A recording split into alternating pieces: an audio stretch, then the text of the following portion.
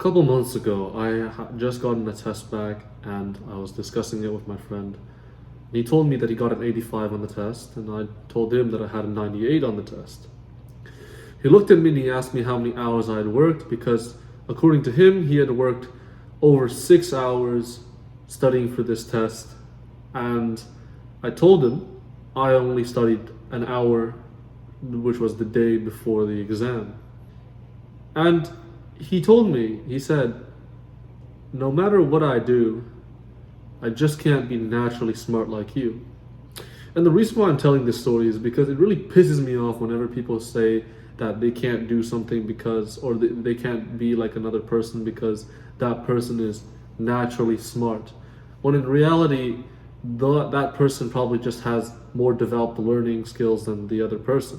What I mean by that is, in the context of school, naturally smart usually means getting good grades without putting as much time or effort into whatever you're doing. And it all boils down to being able to pick up concepts fast, being able to recite and absorb information well, and also being able to make strong connections and think of high level and complex ideas. So you'll notice that in all the skills I just mentioned, they are skills that are still trainable. It's not like skills that you're just born with or you're born without. These skills are trainable. And the thing is, I think so many people use the term naturally smart, which insinuates that they are born that way, which means that whatever skills they have are not obtainable to the average person, which is completely false. So in this video, I'm going to teach you the 3-step process that I've created to essentially train the skills that make you naturally smart. And so the first step is correcting your mindset. And so some of the most common misconceptions that people have about these naturally smart people is that they spend no time working. And that is completely false. Just because you're smart doesn't mean you spend zero time working and you can just get assignments done or essays done in 5 minutes. That is not the case. It simply just means these people get more out of what they do and the time that they put in versus someone who is not as intelligent or not as productive.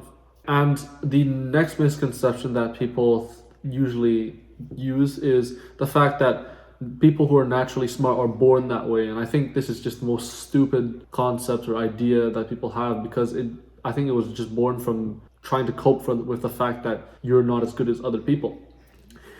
And I'm not putting anyone down for not being as smart as they want to be or not being intelligent than they're more intelligent than their friends. I'm simply saying that there's no reason why you can't be better than them or you can't reach your goals. It's all up to you.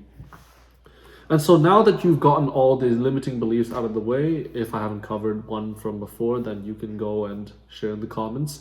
But now that we've gotten all those limiting beliefs out of the way, it's time to talk about what actually happens. Okay, so I like to break down being naturally smart into 4 main concepts or skills. The first one is being able to pick up on ideas or information fast, and this can be done easily through either learning new skills, trying to learn as much as possible. As long as you're constantly learning, this skill will translate very, very easily. And it's usually a matter of focus and attention, because all of the times when you're learning something, sometimes you get distracted by something, or sometimes what you're learning is not very interesting, so you end up missing the information.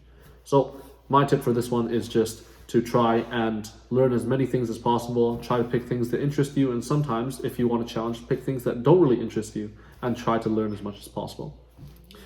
And the second one is memorization. Now, memorization and learning are different. Learning is picking up a concept. Memorization is, if you're talking about presentations, it's memorizing a presentation. And if you're talking about studying for a test, it's remembering all the terms and consolidating the information that you've learned into a small list of things. Again, this one's also pretty obvious. You kind of just have to start memorizing things on your own. So for this one, if you are doing presentations, I suggest trying to memorize the entire presentation. It might take a couple of hours at first, but you'll start getting really good at it. And if you aren't going to do presentations, then, for example, if you want to study something, you can take some online tests or memorize as much information as you can by taking notes and doing whatever. So you'll notice that a lot of the things I'm talking about and a lot of the actions that you can take to train these skills actually revolve around doing the skill itself and just practicing it and getting better. And that's kind of the whole point, because if you came here looking for some magic advice or some secret formula that's going to make you instantly a genius, then you've come to the wrong place, because to become actually smart, you need to put in the work. And how can you expect to get good results if you're not putting in the work? That's like saying you want to bench press 225 pounds and you're stuck at 135 right now. Obviously, you're not going to just keep benching 135 for a million times. No, you're going to try and push yourself and go heavier in weight every single time, which is what we're doing here.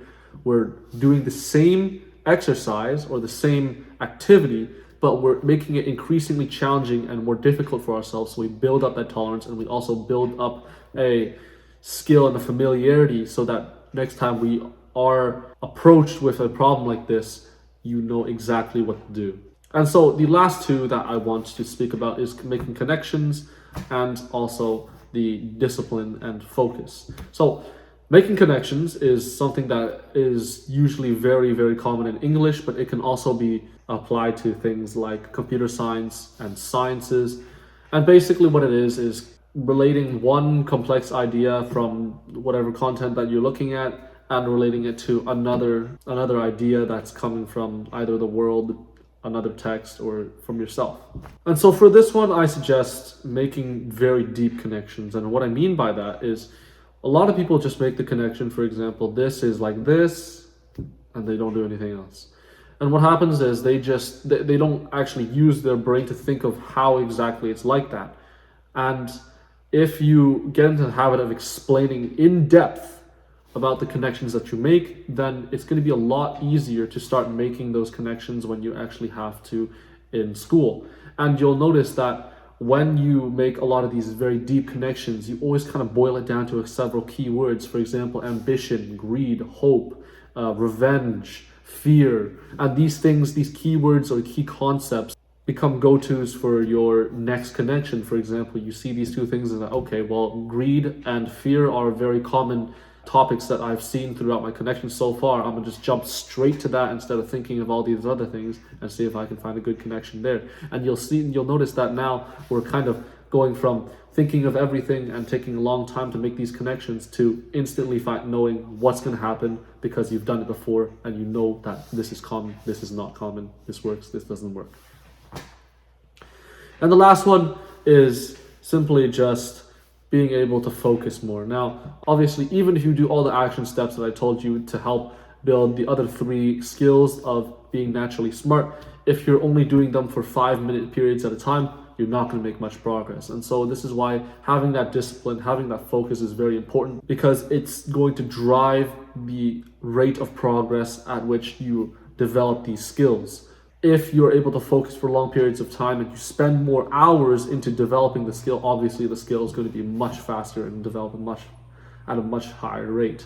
Versus if you were to only spend, for example, 5 to 10 minutes a session, it's not going to be as fast and as optimal as you would like it to be. What I've just said doesn't make you naturally smart. You're just essentially laboring away and studying. What actually makes you naturally smart is the last step, which is the consolidation, where you take all the information that you've learned, all the skills, all the patterns that you recognize from doing these activities so many times, and you consolidate them into several key ideas or key words, key points. For example, the connection idea I just said earlier about how, for example, a lot of the connections I usually make revolve around greed and fear. That's consolidating the idea, because now you're able to think about what exactly you want to connect to instantly without having to think about anything else, and you do your work a lot faster. The concepts are already proven and you're experienced with, and so you become, or you seem naturally smart to other people because you've done these before. And so to recap the main points of this video, someone who is naturally smart is usually someone who gets better grades but puts less work in. Now, a person who is naturally smart is not born naturally smart. They just have certain skills that are more developed than other people that make them more efficient. And these 4 skills are memorization, picking up concepts, making deeper connections, and discipline. And to train these skills, you simply have to do the skills that I just mentioned. If you want to train memorization, you have to learn to memorize. And you do that by memorizing different things consistently. And once you have experience in the activities that you have trained, you end up seeing patterns or shortcuts you could make that make it easier for you to think of the idea or process a certain amount of information because you have already done it so many times, you know what to expect, and now you're able to use patterns or strategies to accelerate or make something easier or much better with less effort. If this video has helped you, leave a like and subscribe. And if there's something you want to see me cover in the future or don't agree with something in my videos, don't hesitate to leave a comment. And right now I'm giving out free one-to-one consultations for any students who are looking to improve their grades sustainably, and all you have to do is email me and I will get back to you and we can set up a call and I got you.